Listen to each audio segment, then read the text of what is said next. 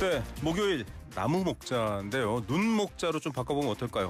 목요일쯤엔 여론을 한눈에 살펴봐야 되는데요. 그걸 여러분의 눈높이에 맞춰서 살펴봐 주시는 두 분입니다. 여론뚱신, 오늘은 배종찬 인사이트K 연구소장 여전히 나오셨습니다. 어서 오십시오. 안녕하십니까. 배추도사 배종찬입니다. 네, 메타보이스 김봉신 부대표도 나오셨습니다. 어서 오십시오. 안녕하십니까. 네. 자, 앞에 오프닝부터 제가 박찬대 의원 또 천하람 의원 인터뷰하면서 계속 키워드로 끌고 갔던 말이 눈높이입니다. 강선우 후보자 사퇴하면서 눈높이에 맞는 사람 고르겠다 대통령실 얘기를 했고, 윤희숙 또 혁신위원장도 국민 눈높이로는 없어져야 될 당 이런 표현들도 하셨고, 눈높이에 맞춰서 오늘 두 분께 얘기를 들어볼 텐데, 국민 눈높이에 이재명 대통령 국정수행 잘하고 있나 궁금한데 지금 처음으로 하락했다 얘기가 나왔습니다. 그렇습니다. 김봉신 부대표가 네. 오픈해 주시죠. 이거 리얼미터 조사입니다. 7월 3주 조사이고요. 에너지경제가 의뢰해서 리얼미터가 7월 14일부터 18일까지 이 조사를 했습니다. 이 대통령 국정 수행과 관련해서 리얼미터 조사는 표본 수가 좀 많습니다. 2,514명이고요. 그래서 오차 범위는 좀 적어서 플러스 마이너스 2.0 정도입니다. 그런데 여기에서 직전 조사에서 대통령이 잘했다라는 긍정 평가가 64.6이었습니다. 그러니까 한 65 정도니까 국민 한 3분 중에 2분 정도가 긍정을 했는데 잘한다. 네. 이게 약간 빠졌어요. 약간. 이게 이제 계속 올라가는 추세였단 말입니다. 그러니까 50% 후반에서 지금 60% 중반까지 계속해서 5번 조사 동안 올라갔었는데 이번에 빠졌습니다. 그런데 이게 굉장히 미세하게 빠졌습니다. 62.2가 됐으니까 불과 2.4%포인트 아주 미세하게 빠져서 이거는 이제 오차 범위를 벗어났다고 하기가 어렵다 이렇게 보셔야 되는데요. 그래도 꾸준히 5번 조사에서 계속해서 이거 상승 추세를 그리고 있나 하다가 뚝 부러진 거죠. 꺾였습니다. 꺾여서 살짝이지만 정말 살짝이지만 그러면 이제 천정을 봤다. 이제 내려온다. 이렇게 봐야 되는 것인가. 그렇게 되고 부정평가 잘 못하고 있다는 것은 역시 직전 조사에서 30.0입니다. 그러면 조금만 더 빠지면 부정평가는 이제 20%대가 될 것 같았는데 이게 치고 올라왔습니다. 이것도 역시 2.3%포인트 극히 미세하게 5점이 이내이지만 변동해서 살짝 올라갔습니다. 다시 말씀드려서 무엇인가 지난주 동안 긍정하는 이유는 긍정하는 그런 어떤 비율은 낮아지고 부정하는 비율은 살짝 높아졌다 이렇게 봐야 되는데요. 사실 이 조사에서 보수 성향이신 분들이 직전 조사 대비 조금 더 많아졌습니다. 직전 조사에서는 내가 보수 성향이다라고 말씀하신 분들이 579명이었는데요. 이번에는 647이니까 상당히 두툼하게 좀 올라섰습니다. 그렇다면 보수 성향이신 분들이 지금까지는 조금 여론조사 응답성을 약하게 가지고 있다가 갑자기 나도 할 말 있어 라고 등장했다. 이렇게도 볼 수가 있겠습니다. 자, 무선 RDD 자동응답 전화조사 방식인데 배추도사님께서 늘 강조하시는 게 추세입니다. 그렇습니다. 숫자가 아니라 방향이 어떻게 되냐. 꺾인 겁니까? 그러니까 이게 본격적으로 꺾인 추세냐라고 보기는 좀 어려울 수도 있겠죠. 그런데 방금 전에 김봉신 부대표가 또 아주 맛깔스럽게 설명을 했어요.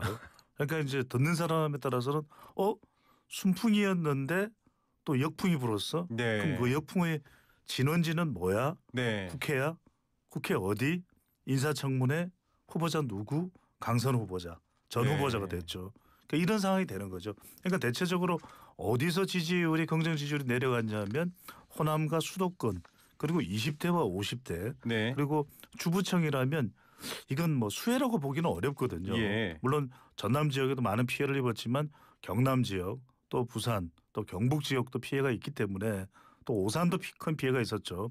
그렇게만 놓고 보면은 어느 한 특정 지역만이 아니거든요. 그런데 다른 것보다는 이진숙 전 후보자는 지명 철회가 됐는데 강선우 후보자가 처리되지 않은 부분들이 강선우 의원이 처리되지 않은 부분이 가장 큰 영향을 미쳤다고 봐야 될 것 같고요.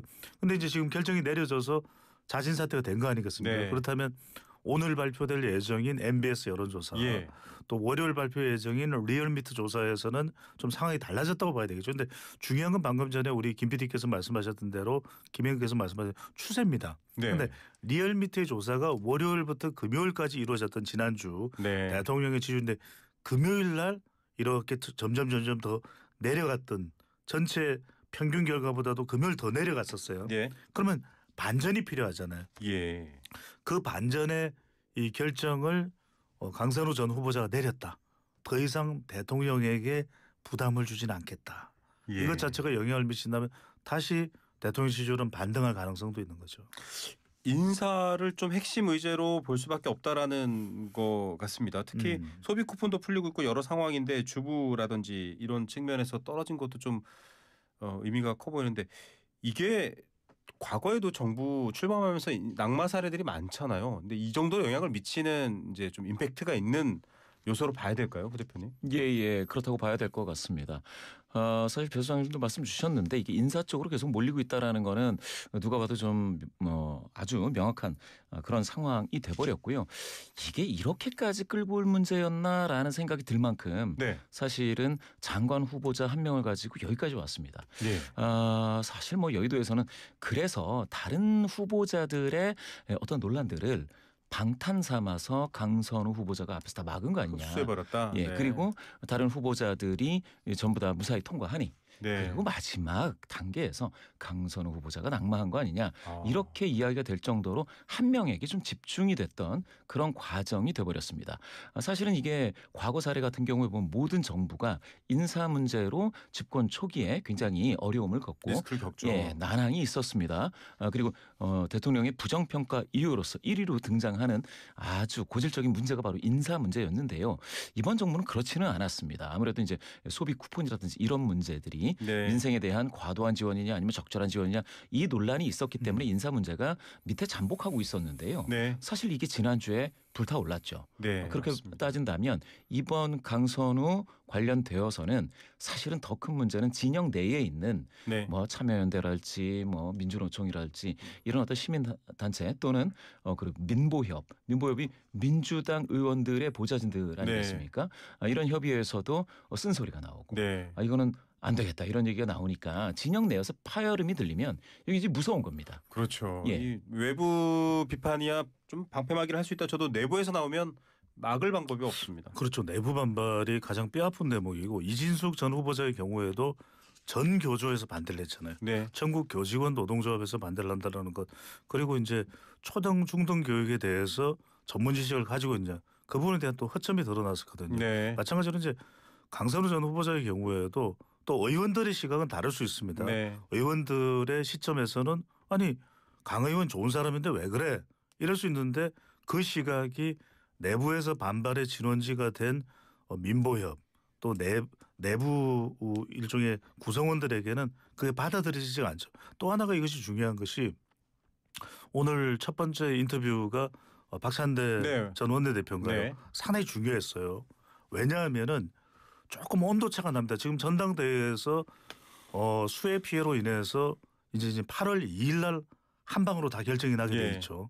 그런데 지금 이 추세가 중요하다는 말씀을 드렸는데 물론 한 75%의 표가 남아 있기는 하지만 그럼에도 불구하고 지금 영남 충청권에서 거의 이 압도적으로 이 정청래 후보가 앞서가고 있어요.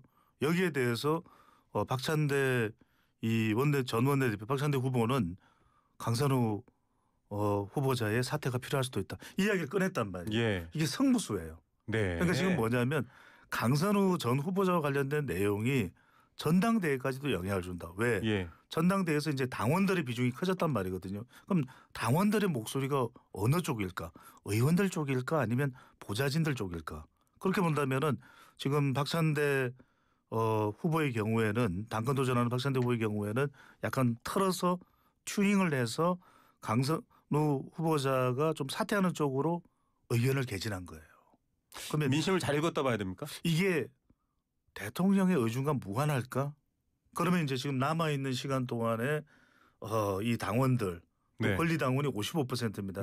이 표심이 어떻게 될지. 그러니까 단언할 수는 없습니다. 일각에서는 이것이 권리 당원들의 반전 표심이 나타날 수도 있다라는 해석도 나와요. 그러니까 그만큼 전당대회까지도 변수가 된 나비 효과가 된 강선우 전 후보자의 인사였다 이렇게 봐야 되겠죠. 강선우 후보자 국무위원 인선을 두고 벌어지는 일이 전당대회에 영향을 미칠 것이다. 사실 두 분의 스탠스가 좀 다르거든요. 뭐 전투형 리더십이다, 통합형 유능한 뭐 실무형 리더십이다 이런 비교도 있잖아요.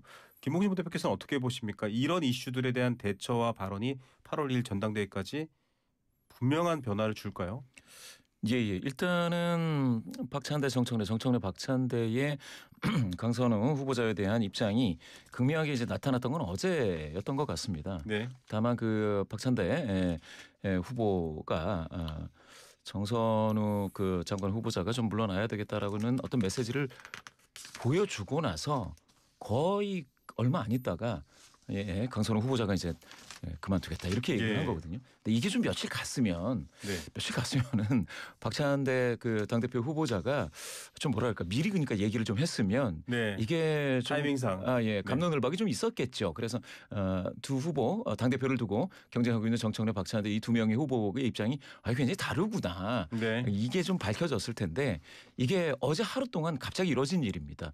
박찬대 그 당대표 후보가 강선우 좀 이제 물러나 주시는 게 좋겠다라고 했을 때 강선우 후보자가 바로 거기에 마치 반응하듯이 이렇게 바로 그냥 던진 거는 이거 좀 너무 뒤늦었다. 그래서 이게 이슈가 되기가 이슈로 충분히 익어갈 수 있는 시간적 여유가 좀 없었다라고 볼 수가 있겠고요. 지금 흐름에 있어서는 박찬대 당대표 후보자가 영남 쪽에서 교두보를 확보했으면 이건 어떻게 될지 모르는 상황이었는데 지금 상황 가서는 영남에서도 사실은 격차가 꽤 있었습니다. 그렇다 보니까 영남의 아들이라고 이야기했던 박찬대 후보자가 호남 가서는 과연 그 어깨를 펼 수 있을지 한번 봐야 됩니다. 자, 뭐 영향을 미친다 안 미친다보다는 태도의 차이는 확실하게 보여줬다 이 정도로도 해석할 수 있을 것 같고요. 자, 국정 수행 지지도 얘기 마지막 하나를 여쭤봐야 되는데 충청권에서만 지금 소폭 상승이 있습니다. 지금 사실 수에 관련되면 또 충청권은 트라우마가 있잖아요. 오송도 그렇고 그런 영향인 건지 아니면은 뭐 다른 정치 어떤 인구 통계학적 이유가 있는 건지 왜 충청권은 오른 건가요? 제가 봤을 때 이게 이제 충청권에서 올랐다고 하는데 리얼미터 조사에서 4.5%포인트 이제 상승을 했습니다. 61.7에서 66.2인데요. 절대적인 수치로 보면 66.2니까 이게 결코 약한 수치는 아닙니다. 다만 이제 변동폭이라고 했을 때의 4.5%포인트는 5.2 이내로서 아주 대단한 어떤 상승폭이라고 보기는 어렵고요. 다만 이제 대전, 세종, 충청에서 계속해서 정부가 지금 충청권에 공을 쏟고 있다라는 것들이 조금 보여지고 있습니다. 오송에 대한 어떤 메시지도 마찬가지고요. 지금까지 처음에 이제 출범했을 때 사람 쓰는 게 영호남 중심 아니냐 이랬을 때 다시 사실은 낙마했지만 이진숙 후보자 같은 경우에는 또 충청 인물 아니겠습니까? 그런 쪽으로 좀 뭐랄까 안배를 좀 하고 있기 때문에 반응을 하고 있다. 굳이 해석을 한다면 그렇게 봐야 될 것 같습니다. 자, 뭐 여러 가지 상황이 있겠습니다만 지금 해수부의 이전을 놓고도 또 세종에서도 얘기가 많고 이런 변화들이 있기 때문에 좀 이 변화의 미묘한 점들 제가 잘 살펴보겠습니다. 자, 정당 상황들 볼 텐데 앞서 뭐 민주당 얘기는 저희가 어느 정도 했으니까요. 지금 전당대회 중 국민의힘도 지금 전당대회 중인데 전환길 씨 이슈부터 시작해서 지금 윤희숙 혁신위원장 이슈까지 막 어디를 뉴스를 따라가야 될지 모를 정도로 빠릅니다. 그러죠. 이게 좀 지지도에도 영향을 미치는 것 같고요. 미쳤다고 봐야 되겠죠. 물론 이제 앞서 우리가 소개를 해드렸던 분석을 해드렸던 리얼미터와 에너지경제신문의 조사에서는 정당 지지율은 17일, 18일간 양일간 조사가 됐고 지금 벌써 오늘이 24일이니까 날짜 차이도 좀 있습니다. 근데 이제 그때는 이 인사 논란이 되니까 좀 반사이익을 얻어갔다고 봐야 되겠죠. 격차가 약간 줄었어요. 그렇습니다. 민주당은 50.8%로 직전 조사보다는 5.4%포인트가 내려갔어요. 근데 같은 조사에서의 대통령의 지지율 하락 폭보다도 민주당이 더 큽니다. 그러니까 이런 인사 논란, 강선우 전 후보자가 또 현역 의원이기 때문에 그 영향도 있을 것 같고요. 반면에 이제 국민의힘이 그럼 5.4%포인트 민주당이 내려간 것만큼 가져갔느냐 하면 그건 아닙니다. 3.1%포인트가 올라가서 27.4%거든요. 이건 다분히 국민의힘이 견인한 지지율 상승이라기보다는 반사이익. 그러니까 반사이익이다. 이제 민주당이 혼란스러우니까 반대급부로 이제 얻어가는 거라고 볼 수 있는데 방금 전에 우리 이 김우성 뱅크가 말씀하셨던 대로 국민의힘은 지금 굉장히 어수선한 상태예요. 그러니까 8월 22일 지금 이제 양정당의 전당대회가 둘둘 전당대회 아니겠습니까? 8월 2일, 8월 22일. 근데 이제 지금 상황은 전혀 달라요. 왜냐하면 민주당은 단 2명이 나와서 경쟁을 벌이고 있는 것인 반면에 지금 국민의힘은 한동훈 전 대표가 나올지 안 나올지도 지금 미지수가 된 상태고 불투명한 상태고 예.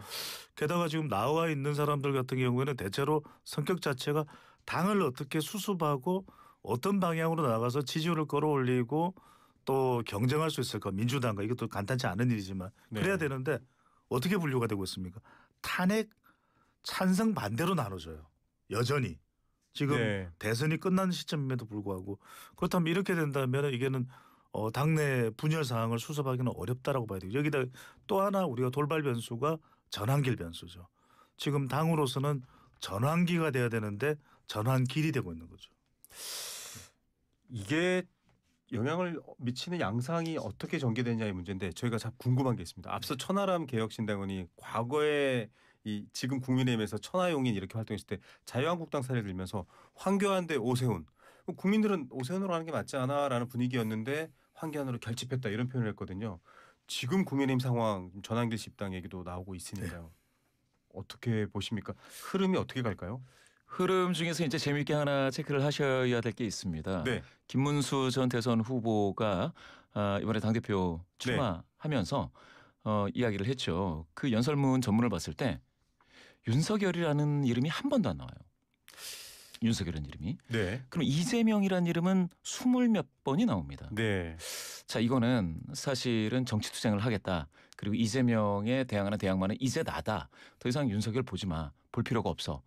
없어 여기. 이런 얘기거든요. 그러면서 이제 전환길에 손을 잡는다라고 한다면 그거는 이거죠. 하여간 보수 성향에 강고하게 뭉쳐있는 어떤 세력이라 하더라도 그 중심에는 내가 있다. 반 이재명 다 나에게 모여라. 그렇죠. 그렇게 이야기를 하고 있고요. 그렇게 따지자면 놀랍게도 친윤했던 친윤과의 결별은 정말로 그 반대편에 있어서의 인적 쇄신이라든지 이런 방식으로 이루어지지 않고 있다. 다시 친윤적인 성격은 그대로 가지고 있으면서 보수적인 성격을 그대로 유지하면서 사람이 바뀌는데 그래서 리더십의 중심은 나다라고 하는 인적 쇄신이 아닌 사람의 어떤 마스크의 변화 이 방향으로 강하게 가고 있습니다. 국민의힘이. 다만 그게 그러면 전체적인 중도 성향자 아니면 합리적인 보수나 중도 보수까지 다 포괄하는 흐름은 될 수 있느냐라는 부분에서 항상 이게 의문부호가 붙는 거죠. 예. 배추도사님 동의하십니까? 이 페이스리프트 한 거 아니냐? 흔히 자동차에 비유하잖아요. 그렇죠. 그러니까 이제 지금도 보면은 내부가 정말 어수선하니까 요새는 국민의힘 이야기를 하면은 사람들이 잘 안 들어요. 정리도 안 되고 관심도 확 떨어져 있고. 근데 지금 보시면은 김문수 전 대선 후보가 그렇다면 대외 투쟁 성격만 결정하겠다는 거잖아요. 내부에는 어수선하니까 윤석열 전 대통령 관련된 이야기는 안 하고 또 전당대회 표에 도움이 될 수 있는 전환길은 흡수하고 그러면은 외부 투쟁 방향은 뚜렷해져요. 반 이재명 현직 대통령인 반 이재명 정서로 해서 결집을 하겠다는 것. 그렇게 해서 그래도 41.15%까지 모았던 것이 대선이었지만 지금은 그렇게 안 모아지죠. 왜? 현직 대통령과의 경쟁이니까. 더군다나 임기 초반이니까. 그런데 더 중요한 것은 지금 지지층들도 그렇지만 중도층들은 어떤 판단을 하고 중도층이 들어오려면은 외부 투쟁 방향 성격을 분명하게 결정하는 게 아니라 내부 수습 방향을 결정하는 거예요. 중도가 판단하는 것은 그래야 중도가 들어올 수 있잖아요. 탄핵에 대해서 어떻게 정리가 됐는지 그리고 내부에서는 당을 어떻게 앞으로 수습해 나갈 건지 혁신은 할 건지 말 건지 이게 돼야 적어도 20에서 많게는 40%에 해당되는 중도가 흡수될 수 있잖아요. 그러면 20%대에 앞서 소개해드렸던 머물고 있는 지지율이 더 올라갈 수 있는데 그러기에는 지금 윤희숙 혁신위원장 어떻게 될지 몰라. 그다음에 지금 탄핵 찬성 반대가 여전히 전당대회의 표심 결정의 핵심 기준이 된다. 그러면은 김문수, 장동혁, 전환길 거의 조금 성격은 다름에도 불구하고 한 팀. 그다음에 조경태, 안철수, 한동훈 또 한 팀. 탄핵 찬성, 탄핵 반대. 근데 그러면 윤 어게인, 윤 안 어게인. 그러니까 이렇게 되면은 사실은 어떤 선택지가 매우 협소해지는 거죠. 그러니까 당의 경쟁력이라는 것은 이 당이 앞으로 미래지향적이고 수권 가능해야 되고 내년 지방선거에서도 이길 것 같아야 되는데 그런 믿음을 못 주는 지금 상황인 거죠. 위기 앞에 결집하는 양상이 뭐 과거 황교안 오세훈 사례에서도 말씀드렸습니다만 있었다라고 한다면 이번에도 좀 그렇게 될 경향이 있다라고 한다면 문제는 지방선거거든요. 그거는 당원들이 치르는 게 아니라 국민들 투표지 않습니까? 불리한 선택을 할 수밖에 없는 상황이 될 수도 있다. 이건 단정할 수는 없습니다만 그런 궁금증 하시는 거예요. 지금 정당 지지도로만 가서는 TK를 제외하고 나머지는 다 어렵죠. 네. 국민의힘이. 그런데 이제 지방선거를 보면 반드시 그러니까 야당 상황에 의해서 또는 여당 상황에 의해서 100% 결정되는 게 아니고 국정에 대한 평가의 성격도 상당히 있었습니다. 정부, 예. 2017년에 당선돼서 2018년 지방선거에 대구 경북을 제외하고 나머지 이 광역단체장을 싹쓸이했던 더불어민주당. 당시에 문재인 대통령 북미 정상회담을 싱가포르에서 치렀습니다. 네. 지방선거 직전에. 그와 같이 한반도 평화에 대한 드라이브가 강하게 있었고요. 그 영향이 있었습니다. 지금 만약에 이재명 대통령 지금 하고 있는 민생 드라이브라든지 네네. 어떤 경제 문제 그리고 미국과의 있어서 통상 협상 이런 것들이 성공적이라면 네. 당연히 영향이 있을 거고요. 거기에 대해서 반발이 일어나면 다시 엎어질 수도 있는 것이죠. 예. 그러니까 이제 국민의힘이 뭉칠 수 있는 길은 단 하나예요. 네. 이걸 모르려면 뭐냐면은 보수가 가지고 있는 경쟁력은 안보와 경제거든요. 예. 근데 경제도 지금 민생 소비 쿠폰을 이재명 대통령이 주도를 하고 있다면 적어도 이제 보수 경제는 좀 정부 작은 정부에서 기업의 운영폭을 넓혀주는 것이 보수가 네. 지향하는 시장을 향하고 있죠. 경제 철학이거든요. 그러면 그런 부분들을 강조하면 됩니다. 그걸 예. 당 내부에서 토론을 하고 또 안보 같은 경우에 지금 상호간세만 해도 더 큰 파도로 다가오잖아요. 지금 예. 어떻게 될지 모르는. 그러니까 이런 부분들은 얼마든지 현 정부와 국민의힘 제1야당이 경쟁할 수 있는 부분이거든요. 이런 데는 이견이 있을 수가 없어요. 당 내에서도. 예. 그러니까 이런 부분들을 가지고 주도하면서 현 정부와 또 여당과 이제 경쟁하는 구도로 가면 되는데 끝날 때가 됐군요. 그런데 예. 이 부분을 얼마나 이제 정교하게 가느냐가 중요한데 이 부분을 못 해내고 있는 거죠. 오히려 이 부분과 관련돼서는 국민들도 관심을 가질 수밖에 없거든요. 지지층들도. 근데 그게 아니라 계속 싸우고 계속 뭐 내부 총질한다 그러고 혁신은 뭐 무슨 말이냐 혁신이냐 이러고 당신부터 책임지라 그러고 이래서는 단 한 걸음도 반 걸음도 전진을 못하는 거죠. 예. 오늘 뭐 뒤에 갤럽 조사 하나를 물어보려고 했는데 짧게 마무리하는 걸로 가야겠습니다. 결국 지금 정당 내 상황보다는 민심, 국민의 마음이 움직이는 곳은 경제라든지 민생 상황 이런 거거든요. 지금 주식에 많은 국민들이 관심을 갖고 있잖아요. 갑자기 주식이라는 건 알 수 없는 악재가 터질 수도 있는 거고 거기에 따라서 지방선거 알 수 없다. 이런 결론으로 봐도 되는지 30초씩 드리겠습니다. 예, 맞습니다. 거기에 하나 더 붙여서 말씀드릴 수밖에 없는 게 부동산입니다. 부동산. 예. 지금 잘하고 있다 뭐 그런 평가인 것 같아요. 그렇죠. 정부의 어떤 정책이라는 건 어쨌든 간에 풍선 효과도 있을 수가 있고 크게 좋게 평가받을 부분도 있습니다. 지켜봐야 될 것 같습니다. 예. 그러니까 참 중요한 게 이게 지금 우리가 놓쳐서는 안 되는 것이 경제거든요. 지금 JP모건 같은 경우에서는 2년 내에 우리가 코스피 5천 간다는 이야기도 해요. 그런데 여러 가지 전제 조건이 붙습니다. 근데 지금 스테이블 코인도 지금 트럼프 대통령은 지니어스법을 통과해서 스테이블 코인이 앞으로 우리에게 어떤 영향을 줄지 몰라요. 맞습니다. 달러 스테이블 코인 공식화했죠. 상당히 우리 경제에 앞으로 향후에 미칠 영향 저는 이런 부분들도 집중적으로 국회에서 언제까지 인사 논란으로 이렇게 우왕좌왕할 겁니까? 맞습니다. 이런 논의를 해야죠. 다시 클린턴이 소환되네요. 바보야 문제는 경제인데요. 걱정하지 마십시오. 목요일 날 여론을 통해서 이런 얘기들까지 다 짚어드리겠습니다. 오늘도 알찬 두 분의 시선으로 여론을 잘 살펴봤습니다. 두 분 말씀 감사합니다. 감사합니다. 고맙습니다.